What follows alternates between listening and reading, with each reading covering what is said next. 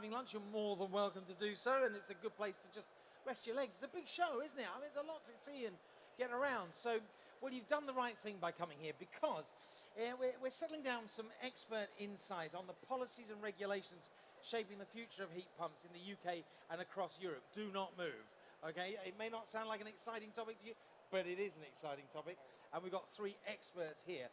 We're going to explore where the heat pump market is heading, what support is available through grants and incentives, and the key kind of policy shifts that could drive wider adoption.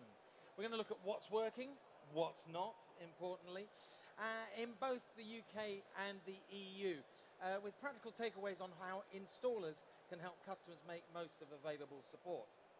So, I'm going to ask my panel to introduce themselves, starting with the gentleman in the pink shirt. So I'm nice and close. Paul Kenny, the Director General of the European Heat Pump Association.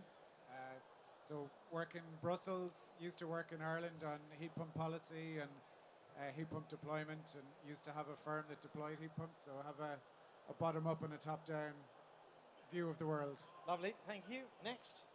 Thank you. So I'm Charlotte Lee. I'm Chief Executive of the UK Heat Pump Association, and we represent the complete supply chain from small SMEs to manufacturers, energy companies, software providers, wholesalers, distributors, training providers, certification bodies, and anybody with an interest in supporting our mission to accelerate the deployment of heat pumps within the UK. Thank you. Josh. Thanks. So I'm Josh Leach. I'm the head of operations for the boiler upgrade scheme within delivering schemes at Ofgem. So I manage the teams who deal with all of the applications and processing for that. And previously I've worked on the close down of the domestic RHI and then across the non-domestic RHI scheme as well. Brilliant. Paul, let me start with you. Can you just share a little bit more about, or a little bit about the landscape, the heat pump landscape in particular in the EU? Yeah, good question. So the European Union, as you all know, is a lot of different member states, and there's what's happening is some member states are on the way up, some member states are on the way down. We cover a little bit wider than just the EU. We include the UK, Norway, and Switzerland. So across Europe, what we saw a big decrease last year from 23 to 24, but 23 was a big increase from the previous year. So this huge big increase that happened as a result of the war in Ukraine resulted in this big peak, and then it kind of came down as gas prices came back down and electricity prices went up. So it's kind of a mixed bag. So you see, like in the UK, growing from a low base, but across the rest of Europe we see things like the cost of living and inflation impacting all of heating sales and pull down boiler sales. But what we've seen towards the end of 24 and the beginning of 25 is kind of that all rebounding. So the wash of up and down is kind of gone. Markets have stabilized, and now governments are really focusing on kind of the implementation of the EU Green Deal and trying to get a more cohesive, straightforward growth, and not this kind of wild west of energy prices pushing people into one direction and back in another, and it's quite damaging for the industry. So what we see now is kind of this stabilization of the heat pump market across Europe. Now, your report stated that sales of heat pumps fell by an average of 21% in 2024 compared to 2023 in 14 countries. Why do you think that was? And can you explain what's been working well in some of the EU, key EU countries? So the kind of the key explanation on the fall is really this change in subsidy schemes and change in the overall market investment in heating systems. Like all boiler systems and heat pumps in Germany, for example, fell considerably in 24. So what we see working well in some countries is where they've got nice steady regulations. So I come from Ireland. It's a growth market. It's been steadily growing. Why is it growing? Is because country is very clear with its heating industry and saying we need to make this transition. You now see that coming in the UK, and that's what works well. What doesn't work well is where you've got mixed political signals. We go one way, then we go the other way as the governments change. And as everyone knows, when someone puts in a heating system, they're putting it in for 20 years. You know, if someone is an installer and they're choosing to move from maybe a gas installation to a heat pump installation business, they need to do that with certainty. And what doesn't work well is the political winds changing from green to brown and back to green and back to brown. And shades in between as well. And shades in between. Okay, and Charlotte, let me come to you. We've kind of heard an overseas perspective. What about the point of view of the UK? What's your take? So, I mean, Paul touched on it. We're starting from a relatively low base in the UK compared to our counterparts across Europe.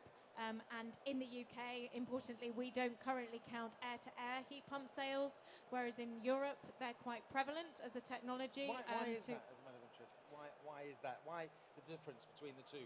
One does and one doesn't count them. Okay, so our heat pump sales data doesn't capture air-to-air at the moment, largely because it's very difficult to quantify the amount of air-to-air that's used for heating and cooling, not just cooling. Right, okay. Across, we're also in the UK used to having wet central heating systems within our properties types, largely because we've relied on gas.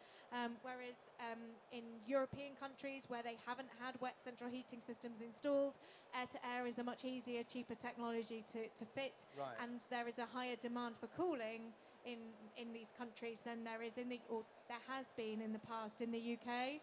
Having said that, I mean, Desnes and Ofgem are consulting on whether to extend support under the boiler upgrade scheme in the UK to support air-to-air heat pumps where they supply heating and cooling for particular properties, but it's likely to be limited to situations where there isn't currently a wet central heating system installed, and so it isn't sort of as wide-reaching a technology as a hydronic one.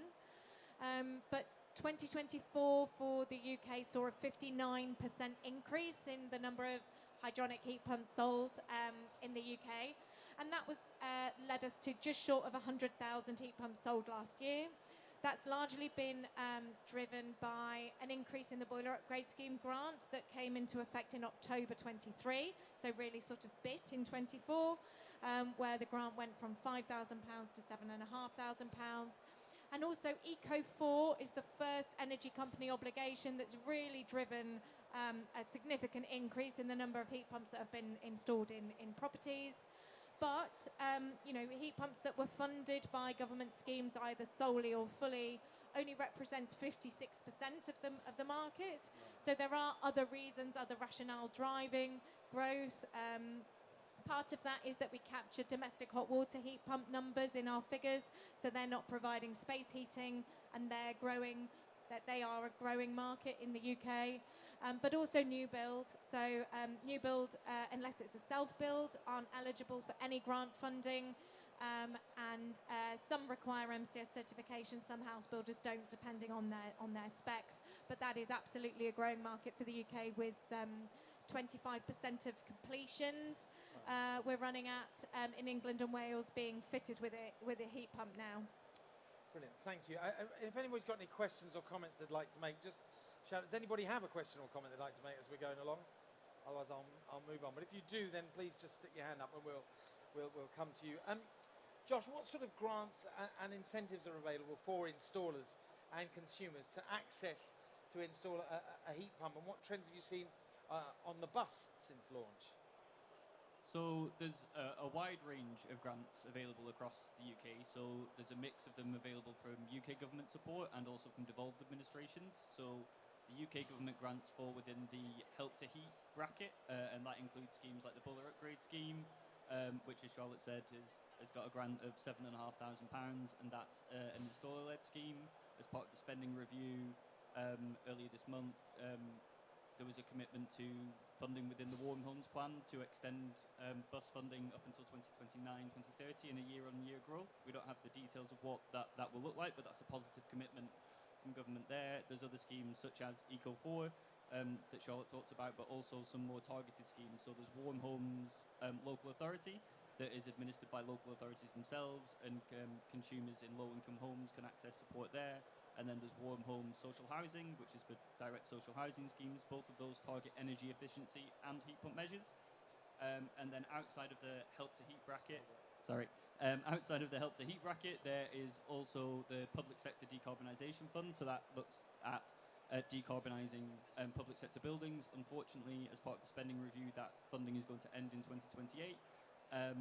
And then within some of the devolved administrations, there's schemes such as the Home Energy Scotland grant and loan system, which so the boiler upgrade scheme doesn't extend to Scotland, so that's the Scottish government equivalent there, and that allows for grants of £7,500 as well as an interest-free loan, and then there's a scalability factor there in terms of rural properties, so that can scale up to £9,000, which can be really positive to properties north of the border. And there's also the heat training grant, which is available to installers. So there was funding of £5 million for that as part of the spending review commitment. So that will target around 5,500 installers who will be able to get £500 off heat pump specific training, as well as £500 worth of contributions from manufacturers as part of that as well. In terms of the boiler upgrade scheme, we've seen some real growth over the lifetime of the scheme. So it started in 2022. And we had around 15,000 applications in the first year. Last year, we saw 39,000 applications, which meant that the scheme payments went from £51 million in year one to £189 million in year three, and that was above the initial budget that was set for the year. So government supported industry and the confidence in the heat pump deployment by allowing us to over-allocate vouchers above that budget and then to continue the spending, which was a fantastic commitment from government in that respective. As Charlotte was mentioning, self-builds aren't eligible under the boiler upgrade scheme unless you're a self-builder, and it's really impressive to see that represents a continuing kind of 10 to 15% of the boiler upgrade scheme levels, even as the scheme has grown. So even though we get 3,000 applications a month, that's still 300 a month that are self-built, which is really impressive within that sector. And we're also looking to see what trends will change in terms of the policy interventions from DESNZ. So as Charlotte mentioned, the grant level increased in 2023. There was a relaxation of the energy efficiency requirements. So previously you had to have cavity or loft insulation installed before you could be eligible for the scheme. That was relaxed, and government's consulting on further changes to it to enable wider growth of the heat pump market in future years. So that'll be really positive to see what that does for heat pump deployment across the UK. So two things come out of that for me. There's a heck of a lot out there, and how on earth do you remember it all? It's extraordinary. There is a lot out there. But I think it's also challenging for consumers. I think it's a double-edged sword. There's a lot there, and there's a lot of different schemes. So where people go to find that information, and government are looking, and DESNZ are looking at like a single gateway for people to go to find things. But I think there's still work to make that easy for consumers to navigate, to know what applies to them, what doesn't, and where to go to access funding. Wow, okay, let me ask you all a question, and feel free to jump in as you wish. Oh, we've got a question, right. Can I grab your microphone and just share? Yeah, I had a quick question about the business upgrade scheme, and I wondered, you mentioned that were 39 or 49,000 applications last year, up from 15,000, and each one I think is £7,500, and it cost like 140 or 160 million pounds.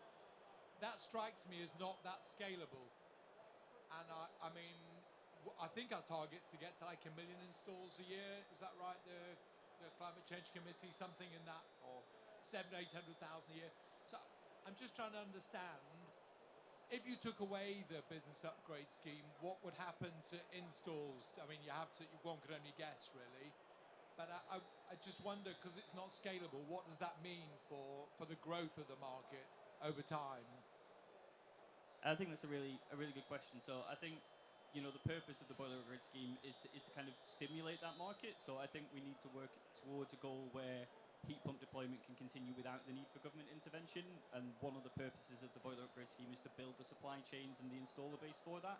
And so the government has the ability to raise or lower the grant level as demand changes and as costs change. So I think that's something that we saw. So the grant level initially was £5,000.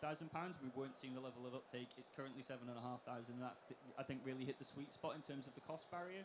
There are other policy interventions government may be able to make in terms of the spark gap and bringing the price down of electricity compared to gas, which may then reduce the overarching cost that would allow government to potentially reduce the grant level to then scale the number of installations that can be supported. Can I just come? So does the government measure those other secondary objectives apart from the number of uptakes? Because my impression is it's trying to catalyse and move away from subsidy, but there are secondary targets that you mentioned about building supply chain and maybe bringing costs down with scale and confidence in industry. Do we have any way of kind of tracking that progress as a result of the business boiler upgrade scheme? So there are ways that they're doing that. So MCS registered businesses for one, in terms of the number of certified businesses, so interest in the space. The number of individuals who are successfully completing a recognised heat pump training course is another measure of whether it's working. I think the CCC, the Climate Change Committee, and they released their progress report this morning, which said, whilst we've made some progress, there is a lot more to do.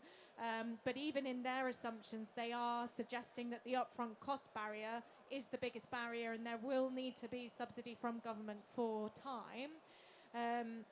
As part of the comprehensive spending review, government have committed to continue to fund the boiler upgrade scheme to 2030 with a rising spend profile. So last year the budget was £150 million, but it got overspent and extra money was allocated. I think it ended up around 210 million was spent on that. 25 to 26, that's gone up to 295 million pounds as the initial budget pot, and the intent is for that to grow. We all as a market want to end up in a place where we do not rely on those subsidies, but we need to pump prime the supply chain and crucially reduce the price of electricity relative to gas so that the running cost aspect makes sense, as well as subsidising the capex. But it is something that is known and is being worked on, and the subsidy won't be here forever, but it will be for the next 5 years. And that's quite consistent with what's happening around Europe, where we see the same thing. We see a large chunk of money being put in to get a scheme and to get an industry up and running. And it's likely that will last for 5, 6, 7, 8, 9, 10 years, until when you get to the point of view where it's politically acceptable to say, right, now that the market is at 40, 50, 60% of the market, we'll use regulation to close the gap to 100%. And that's what needs to happen. And you can't really bring that regulation in until the market is functioning at the sort of percentages that it just becomes a normal thing to do. Now, we saw in Germany that they tried to bring the regulation in when the market was at 15%, and it became this massive political football and really set back the whole industry around Europe for a couple of years. I think it's clear from what we've all learned from that is that those regulations can only happen after the industry is built and functioning, and I think that's a good thing. And the spending review targets and allocating a very considerable amount of capital should give certainty to installers to make that transition into a new market. Brilliant. Okay, thank you.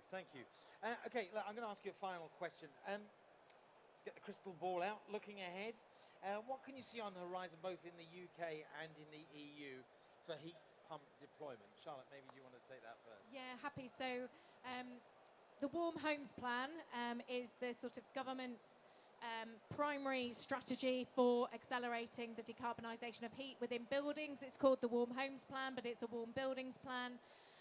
That was going to be published in spring. It was then summer. It's now in or by October, depending on which publication of the government documents you read. But it's coming this year, and that will replace the Heat and Building Strategy, which was released in 2023 under the Conservative government, and will set a very clear trajectory for heat pump deployment in the UK, supported by and underpinned by the policy changes and the levers that the government intend to pull. So we're absolutely waiting on that to sort of realign our yearly targets. So previous government was 600,000 heat pumps per year by 2028. CCC's figures are showing 450,000 in retrofit by 2028, but with new build on top. But all getting to 1.6 million by 2035. So that's the 10-year goal. But the other really important policy that's going to have a big impact is the introduction of the Future Home Standard in the UK. So government confirmed that they would publish the regulations that require all new build homes to have clean heat systems in autumn this year. There will be a 12-month transition and a 12-month lead-in, so it won't really take effect until the start of 2028, with completions to the end of 2029. But it's coming, it sets the direction of travel, and we are seeing already 25% of new builds using heat pumps because it's an easy way to comply with 2021 regs. but also the house builders have seen the direction of travel. It's going to be clean heat. It's going to be heat pumps, either air to water monoblock individual units or shared ground loop system, similar to sort of the gas network, with somebody else funding the shared ground loops with individual units within the properties. And the house builders want to learn now for the next 2 years, so that when it's 100% of their homes, they're ready, they've got their plans in place, they've got the house types, they're confident to scale, and that will really drive growth. Brilliant. Yep. And maybe to reflect across Europe, I met the CEO of Valiant. I'm just looking at the signs here in front of me. It's reminding me last week, and he said this is his words, broadly, from their point of view, they see this transition as inevitable. And I see it as inevitable. And the question for them is, where do they want to be on this journey? Do they want to be leading this journey, or do they want to wait behind and let someone take their market away from them? Yeah. And it's clear from all of the investment made by Valiant and Bosch and all of the other... Either way, there's a financial risk, isn't there? Either way, there's a risk, but they've all invested, and all of the boiler manufacturers have invested very considerably in heat pumps, because, okay, they need to maybe hedge their bets a little bit, but they're all clear that this is a one-way ticket, and it's going in one direction. Yeah. Europe doesn't have its own gas supplies, really. It's dwindling. We're spending a lot of money to Russia to undermine our own security. We know climate change isn't going away. It mightn't be as popular in the media right now, but all of these things are leading governments to go, we really need to put 13.2 billion in the UK, but it's happening everywhere. So if I look in the crystal ball, there is one heat source at the end of this transition, and it's going to be heat pumps, either in ground loops, in large district heating, or in single-family heat pumps. It is an inevitable switch. We will stop burning things for heat. The question is only how long it will take and how quickly individual businesses make the transition from the old to the new. Brilliant. Josh, anything to add? The only other thing is, in the UK, we've obviously had the clean heat market mechanism, which was introduced, and that came into force. It was April this year was the first year. So that mandates that boiler manufacturers have to install or sell a proportion of heat pumps for every 100,000 boilers that they manufacture. So that again is a significant political commitment to the transition. As that scales over time, it will be a moving target year on year that will naturally drive that shift. And I think the policy and the political stability and certainty that interventions like that gives the sector the confidence to have that financial investment in heat pumps. Brilliant. Well, look, Paul, Charlotte, Josh, thank you very much. You're going to hang around if anybody's got any more questions. In a minute, we're going to be joined by Dame Judy Wrench, who's going to come... Don't look like that. Installer attraction, it's called. Who knows anything could happen in the next half hour. They're going to dance. Well, who knows? Well, do you want to dance? You might be like, no, exactly, definitely not. Listen, would you give it up, please, for our panel? Oh, you want one more question? Okay, hang on. Let me...